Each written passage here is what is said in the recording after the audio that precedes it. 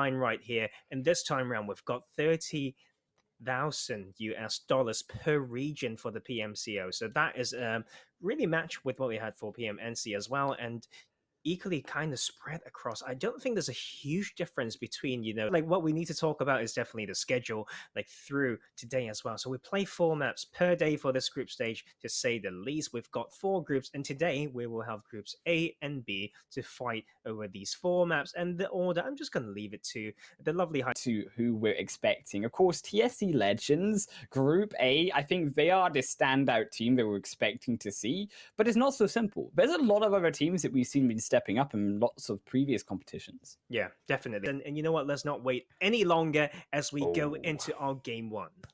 We are preparing to board down on a wrangle for the first game here, Tarzan, of many in a PMCO UK group stage. Oh, I have waited. I have waited for this moment. It has finally come to me, and I am looking at this playing path, a very kind one here for us and all of these 16 teams. I think while we do get them to drop down, when we discover where they like to drop, I'm looking at also the rest of this Group B. And I'm thinking the other scary team that, personally for me, example UK, right? And how they have been performing great in that group stage of PMNC, but it came to that finals, just like TRG, they kind of struggled.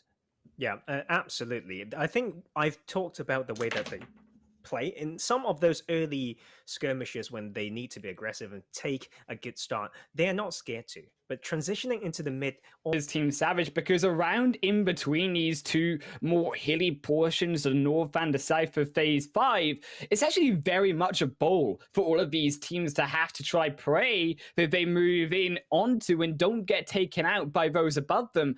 I think the TRG, they have struck lucky, but they are in a problem where they don't have vision. So yes, they avoid the fight, but actually Triple, they have a better awareness of those teams moving in. The problem though for Triple is they are that 2-2 split, and they have a team coming in from behind, which as a result means that Triple, they need to turn their attention back towards Raid. But Raid, they will also lose Joker. Their scout now gone, but at least they have the awareness that Septus is there.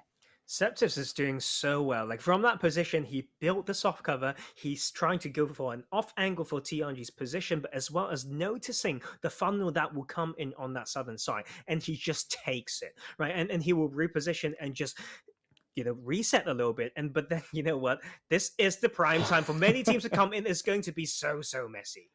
Oh my god, went straight on up, but there also goes up Furcan into a puff of smoke, no mercy. Just rightly so, as the name suggests. It will be Curve Victory being taken out, 2 kills right now. Fungal make it a third is also Iker going to be eliminated by no mercy too, and it will be Iker not able to hold down. 5 kills is all, 6 kills is all they're going to get this time around. Is also Raid up against the pressure. Uncle still against the zone. They have to move in even more, but can they get in? That is the problem. They send even more through. It will blow up. It will find a knock. There's now no mercy. Reset has to go even for more. Is in the kill feed example falling down. K12 falling down. Yemen moving down on that leaderboard. Rolex eliminated as well. It's so hard. It's about using the cars, knowing every small dip, timing your smokes right for the max efficiency. This type of circle, you would hope that they know exactly how long the smoke can help themselves for, knowing when to re-smoke and all that stuff. And these are the basics. These you can't really teach them, right? In these very moments, it's in the muscle memory. It's from the experience, and it's going to be so tricky for them. Uncles and actually is facing some trouble as we look at that kill feed going red for them. Oh, for no mercy. Yes, he's inside the zone, but he's also got 2 not players behind him, so that zone gets a little bit tricky if it decides to shift on the opposite direction in towards Yemen. It does, and just as I mentioned, I have jinxed the zone already. Game number 1. Let's go, Tarzan, because everyone needs to enter in. Only Yemen inside the zone. If this is not a gift or a blessing in disguise for them to get all of these kills on board in game number 1, I don't know what it is, but they do have a lot of defensive work to do, is their Team Savage. Also, they had to escape from heaven and work their way down into the pit of every single other player, but they have example up against them, Naka and also Kindboy, but they cannot get above onto that ridgeline. Shadow is proving too much, and Powerboy on the off angle is too difficult, and as a result, they will try go for the turnaround. You know what? All Team Savage have to do is to get the vehicles out and ready for them to go, but they will find the angle as well. Cyrex down to 1, and that's Hype not ready to trade, but it's very important because he just doesn't have Ooh. the meds to do that, and he can't even trade to show his position, but that will be a void to finish that one. Is going to be so hard, but Team Savage from heaven to hell, maybe if he didn't make this position work for them, trying to get the entry a little bit early will be example UK getting their 5th. I love this rotation coming through for an example. They tried to find a position inside, but the smoke is protecting him. Naga is so low, but he has to turn around, has to take down Ripper. He will find it. Can he take a second? Paraboy will not be able to find a savior of his teammate, will fall down. And now it is Paraboy gonna fall as well. Naga is on a spree, takes a second point. Shadow the final one. Will it be a 1v3 as a solo player on the back end? Example dodging all the shots. Shadow will not fall just yet. Will he find a spray inside? Just a little bit would do it. Naka steps back down. Smoke reapplied. Raid as well, going to fall on the back end of this skirmish. You know what? Heaven has its time, right? And they provided Team Savage a place to call home. But when they came back down from that relative high ground that gave them so many sight lines, so many info, they didn't come in with the best timing. And now Shadow's trying to play this very slow, didn't trade for his teammates when they come in. And now this is the time. Both players in this smoke only got bandages. But on the other side, we've got Yemen Esports. Just keep firing. Masagi up to 4 kills right now. And this team seems to be playing so well, but we're down to very small amount of players. We can see RLX losing their position slowly because the timing of those smokes were not quick and prompt enough, and that's what we talk about here. And that is Mazagi using that relative high ground from that ridge and actually maybe on their way to take the first chicken dinner of PMCO UK. And for RLX, yes, they have a little bit of bother because now they've gone into a solo player. They lost 2 from the rest of Naka. Naka is still alive, by the way. Again, just Shadow. You can see it in the backside as we jump over to Shadow's perspective. And he will now get picked apart with the grenade, but will not fall down just yet. Both from inside the buggy. That buggy is smoking though for Naka. If he sprays in, will he find that third? Will not decide to move. Shadow is getting caught on the back end. Yemen, though, they are still defending, but they're not inside the zone. And it is Triple Esports Club who actually, or as a result, they are the ones in the control. And now Naka just walks over the final member of Team Savage. Not before, though, Triple Sports will claim him back. 13 kills for this squad so far. The zone controlling for them. And now as Albi steps up, they find now Rolex caught out of position, unawares of everyone else inside the action. And Yemen now down to a solo player, Mizagi. But Albi's going to walk straight on by him, drive on by, will find a final player, run them over, and take them. Well, Triple Sports Club, they stick with 31 points. Tarzan beat Yemen, a newcomer here in the PMCO UK region. They stepped up to 19 points. Example UK and Team Savage, though, no surprise behind them with 16.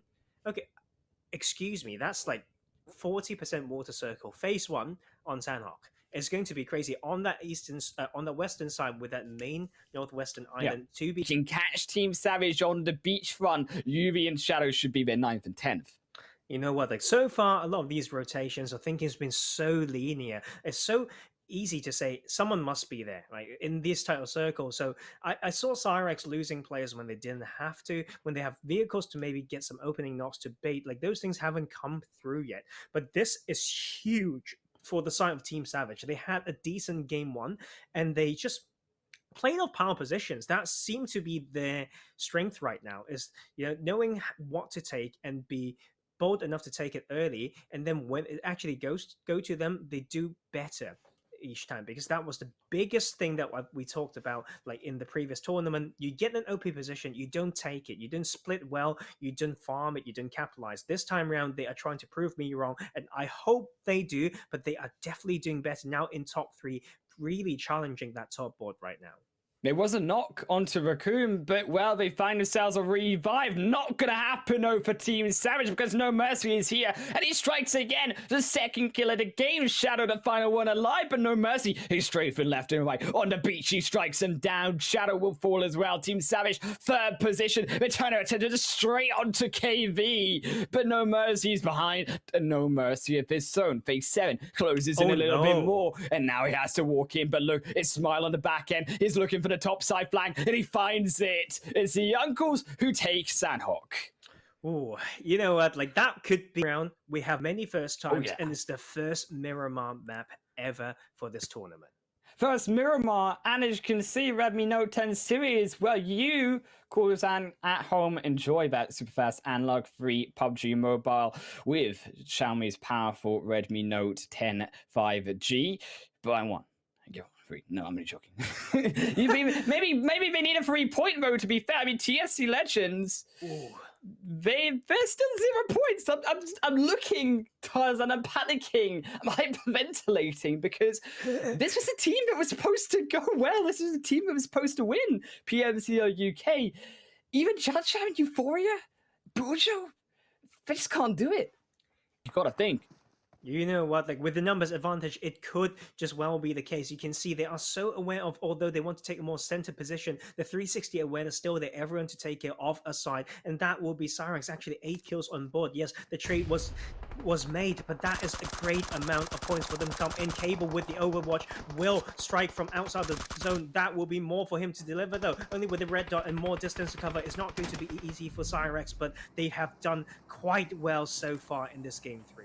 And considering that Cyrex, they were getting caught on the edge of the zone, but they're still alive and trying to take down Euphoria. But finally, they will take them through. Yeah, Jaja confirms Keeble out, and so with it, the rest of Cyrex. Sherrick, though they're still alive. Sherrick inside the final 5 for the first time, alongside now RLX for the second time inside that final 5 too. But can they step up with the kills? That's what we're really looking for them to bring to the table. We're red and black. They will be no more. Down as well and out is Sherrick. Still entering up, still trying to find out flank, but Paraboy has their eyes on every single one of those players. You know what, like Team Savage is still a little bit slow when it comes to getting and capitalizing on their position. Yes, of course, that mid-game double knock on themselves will make it a little bit harder, but if you want to kill anyone, that would be the chance. Sherrick's another passive team would get knocked, and that would be Paraboy just pushing in. Got no fear. With that Tommy again, he tries to push more, but that will be the control coming in after all. 3 up top looking for him and overwatching. He needs that control, and the new zone actually will go over to them. That is the important mindset, not to go too far, just wait for the shift, and they need to control the circle right now. Team Savage should do control their circle, though if they can just step up a little bit more. It did shift over towards the northwestern side, and well, TSC Legends 9 kills on the board for them. It's got a little bit of walking to do though, and walkies maybe Team Savage taking 4 around the rock, around the ridge line. He has their eyes on target. Shadow as well, but it is a 3v2 situation. That is why you see Rupo off the backside, also rotating in, also trying to find that spot over the top. They found Tony, but can't first out to kill Rupo so low. He has to step back, but the zone is right behind him. And they pick Pinsett. They're getting cornered.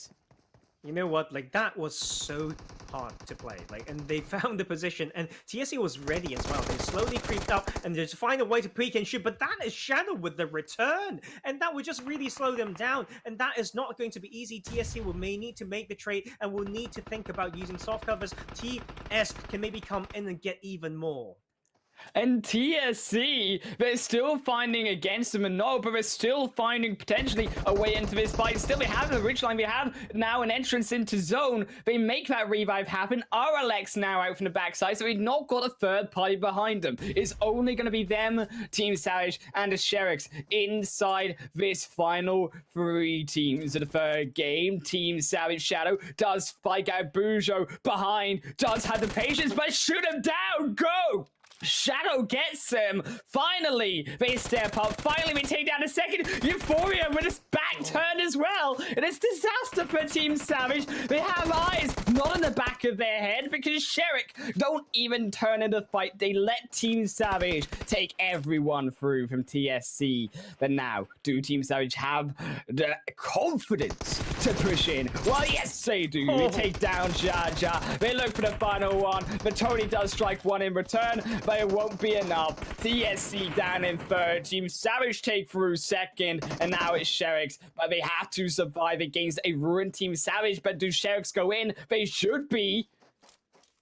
And you know what? That's the prime time, and that's important, and they made it count. I can't believe they took that. I thought they were the most passive team ever, but they made one thing right towards the end there, is to strike at the right time to stop the reset from coming through, and they after 3 games here.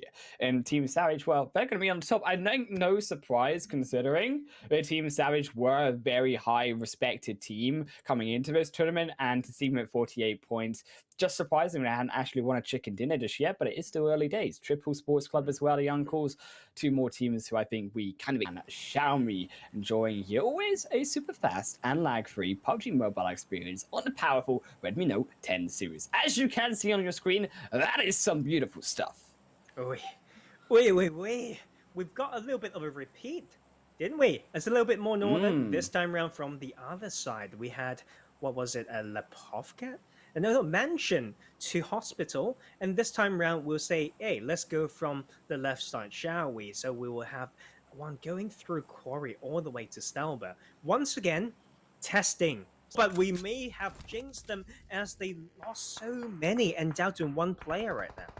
Down to 1, and Raid also up to 4 inside the zone. Tarzan, they get it gifted to them. We talked about gifts maybe being a little bit of a blessing in disguise, maybe be the devil here of Raid, because there are still 8 other teams alive, and there's a lot of players to try gatekeep away. Knowledgeable 12 also entering in for the south side, but look alongside them, you still got those members of, I believe, Cyrex moving in too, so they are alive. They are here to try stay inside this game. It will be example team. My apologies here, Cyrex. They are still alive, but slightly more towards that lakeside. Inside the houses, they will stand, but outside the zone, they need to move in.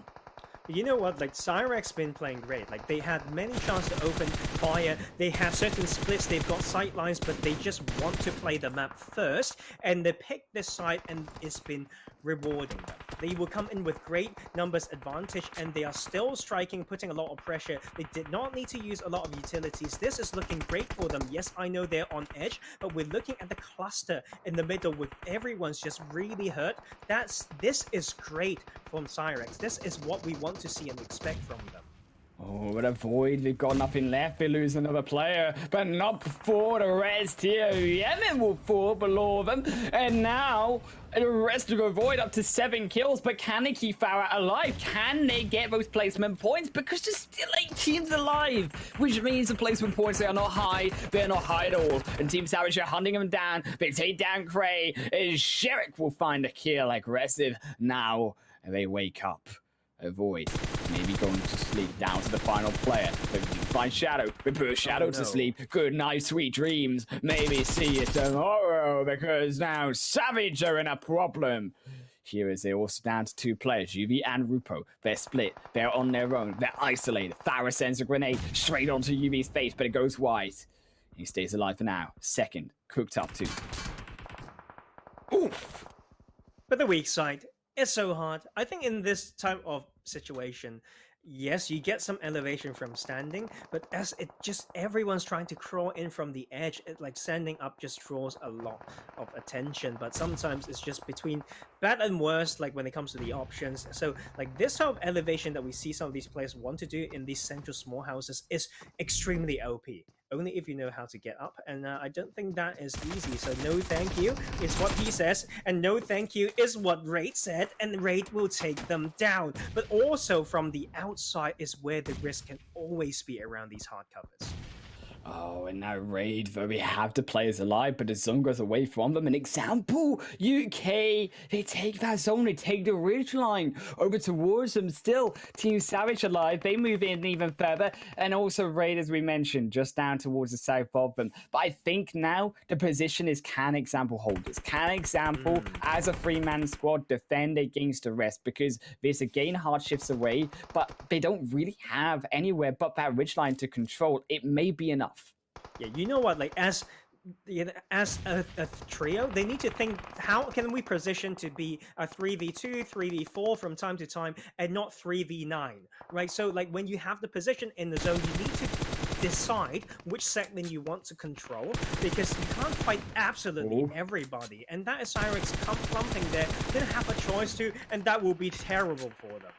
Oh, Cyrax, you feel that pain. Clumping is never where you want to be late game. And they get punished for it. Rupo punished by the zone, but not before he takes down Joker. And right down to a solo player for him as well. Making a duo, should I say, is Ferk. Ferk is alive still.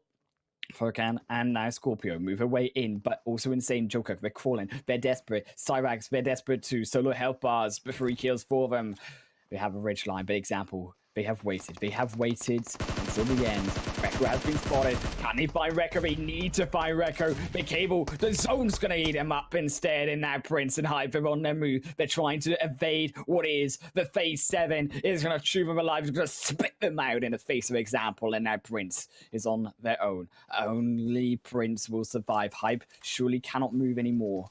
Is Phase 7 continues its oppression.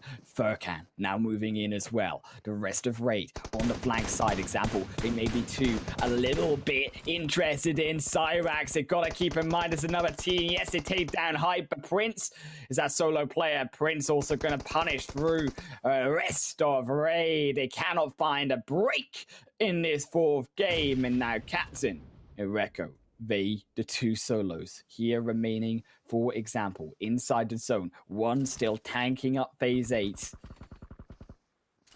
And that's going to be a 3v1. Example from the position, just holding so well. It's time to wrap it up. And they have done exactly that. And you know what? That is what we want to see from this team. And it's just so much better than what we expected. It's like they're a point match average. That is great to see. Yeah. And Cyrex, I'd say, would be the team that actually haven't disappointed us. Like, I think, yes, it's a little bit of cold feet or whatnot to start off with, but the style is coming through. Even in the late game earlier that we saw in that last game there, like Cable tried to enter from away